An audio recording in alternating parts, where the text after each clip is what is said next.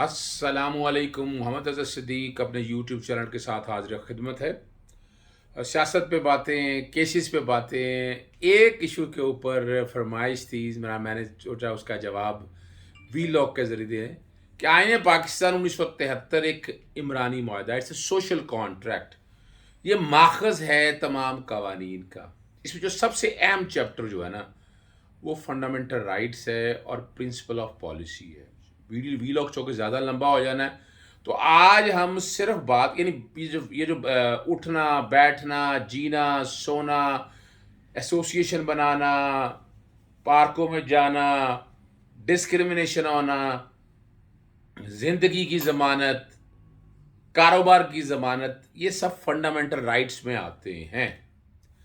Article बुनियादी तौर पर फंडामेंटल राइट्स अगर आप समझें, वो 8 से शुरू होते हैं और 28 तक जाते हैं। आर्टिकल 8 से 28 तक।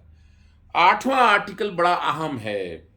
वो इसलिए है, लफ्ज उसका है law is inconsistent with in derogation of fundamental rights to be law. जो भी कवानीन फंडामेंटल राइट से मुतसादम होंगे वो फासद तस्वर होंगे, उस पर अमल दरामद नहीं होगा। ये बड़ा अहम आर्टिकल है, आर्टिकल 8। और जो मदर ऑफ द आर्टिकल है फंडामेंटल राइट्स है, वो आर्टिकल 9 है, याद रखिएगा 9। जिंदगी की जमानत देता है, secure no person shall be deprived of life और liberty save in accordance with law. इसमें लिबर्टी भी है।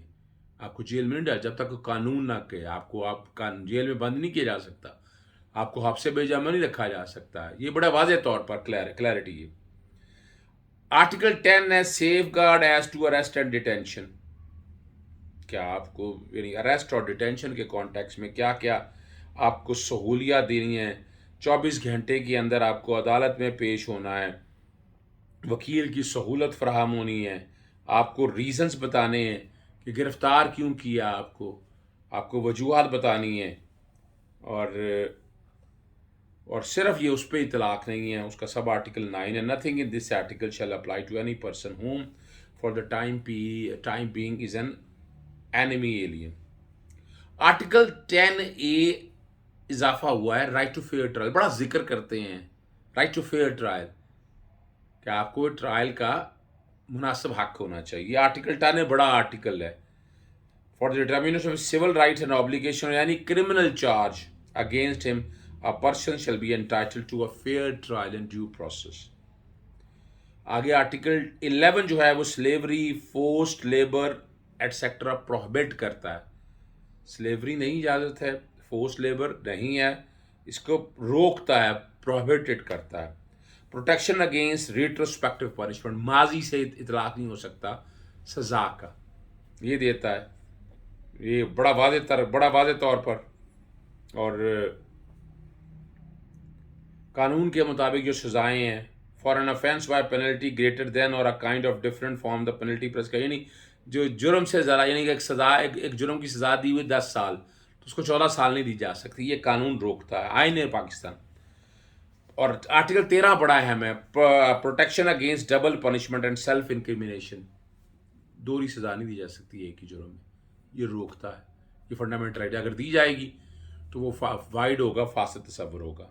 जो आर्टिकल 14 बड़ा अहम है, inviolability of dignity of a man, privacy आपकी और आपका इज़्ज़त और तज़ीम जो है ना, ये आर्टिकल 14 फराहम करता है।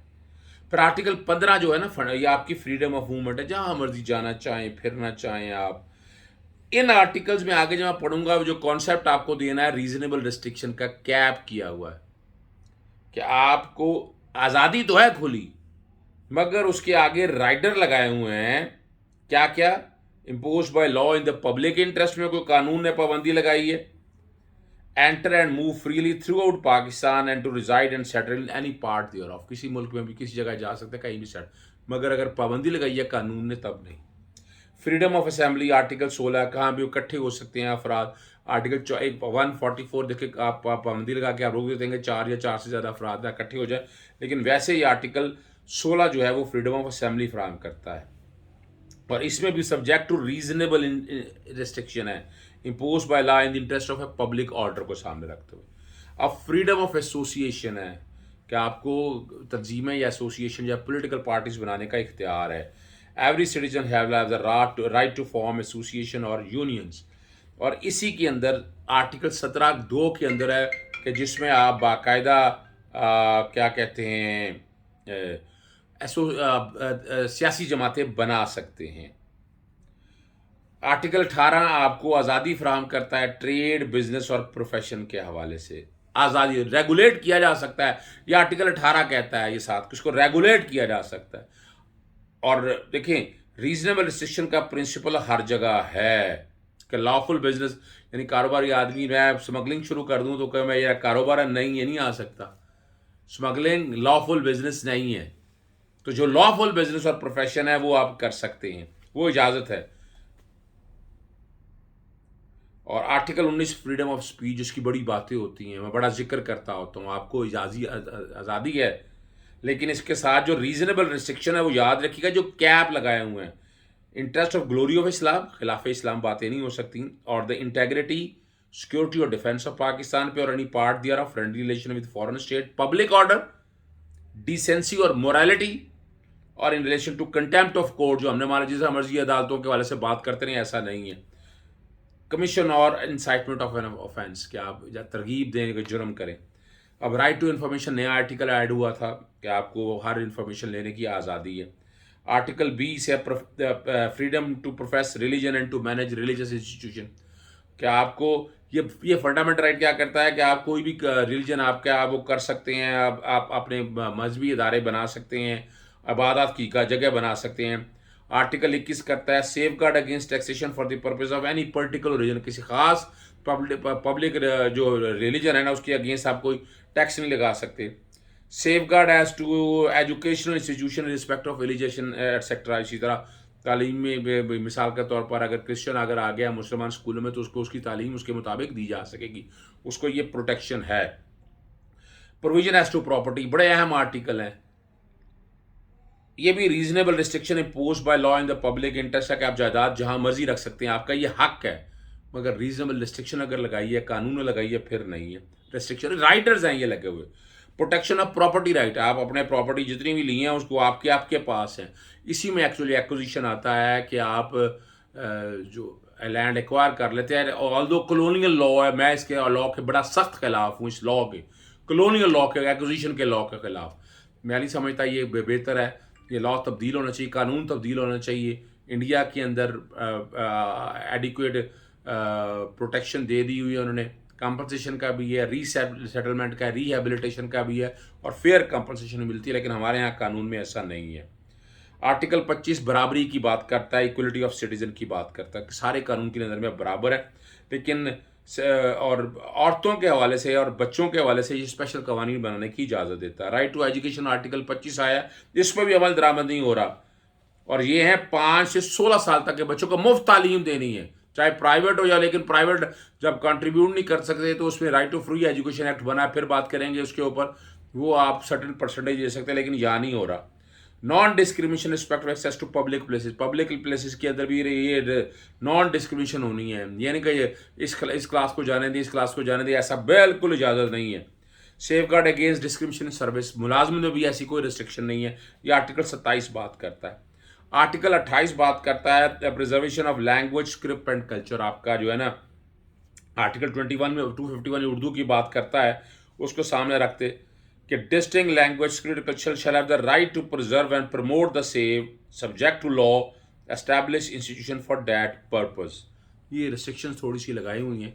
अब ये आपके सामने बुनियादी तौर पर आप समझ आइएगा, ये वो बुनियादी हक हैं जिसकी प्रोटेक्शन आपके पास हर वक्त मौजूद है, ये हर वक्त अवेलेबल है आपके पास, लेकिन इसको हम समझते नहीं हैं, या हमें बताया नहीं जाता, हमें समझाया नहीं जाता।